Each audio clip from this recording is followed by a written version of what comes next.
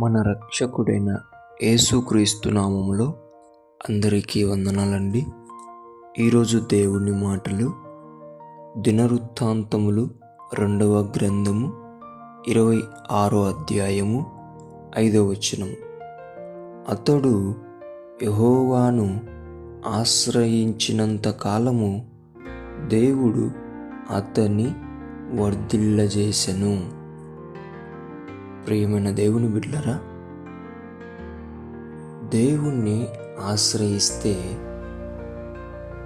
ఎక్కడ నీవు పడిపోయావో, ఎక్కడ నీవు పడిపోయి తిరిగి లేవలేకపోతున్నావో అక్కడే దేవుడు నిన్ను స్థిరమైన పునాదిగా నిన్ను నిలబెడతాడు. అంత గొప్పవాడు. కానీ నీవు దేవుణ్ణి ఆశ్రయించాలి. దేవుని బిడ్డ, పోరాటం చేస్తూ చేస్తూ చేస్తూ ఆగిపోయావేమో, ఓడిపోయావేమో, నిరాశ చెందావేమో. అది ఏమైనప్పటికీ సరే, జీవిత పోరాటమైనా, కుటుంబ పోరాటమైనా, శరీరంలో ఉండే అనారోగ్య పోరాటమైనా, ఎటువంటి పోరాటమైనప్పటికీ, వ్యాపారం చేస్తూ ఓడిపోయినప్పటికీ, చదువుకొని ఫెయిల్ అయినప్పటికీ, ఏ పోరాటమైనప్పటికీ ఇన్నాళ్ళు నీవు దేవుణ్ణి ఆశ్రయించకుండా చేశావేమో. సంపూర్ణంగా దేవుణ్ణి ఆనుకో, దేవుణ్ణి పట్టుకో, ఆయనతో కలిసి పోరాడు. నేను దేవుడే వర్ధిల్లేలా చేస్తాడు. అది ఎక్కడ తెలుసా? నువ్వు పడిపోయిన చోటు నిన్ను నిలబెడతాడు.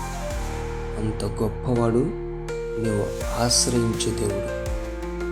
అందుకే ప్రియమైన దేవుని బిడ్డలారా, ఏ విషయంలో నీకు విజయం కావాలో, ఎక్కడ నీవు వర్ధిల్లాలని ఆశపడుతున్నావో, నువ్వు దేవుని ఆశ్రయించి చూడు.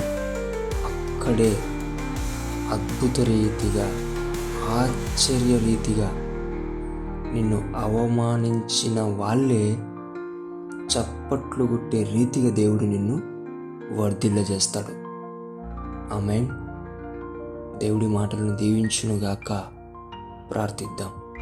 యేసయ్యా, మీకు వందనాలు, స్తోత్రాలయ్యా.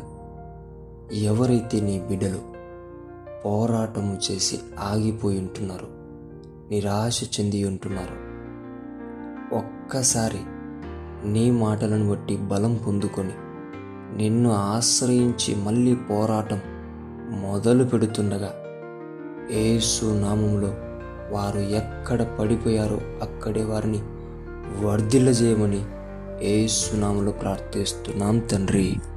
ఆమేన్.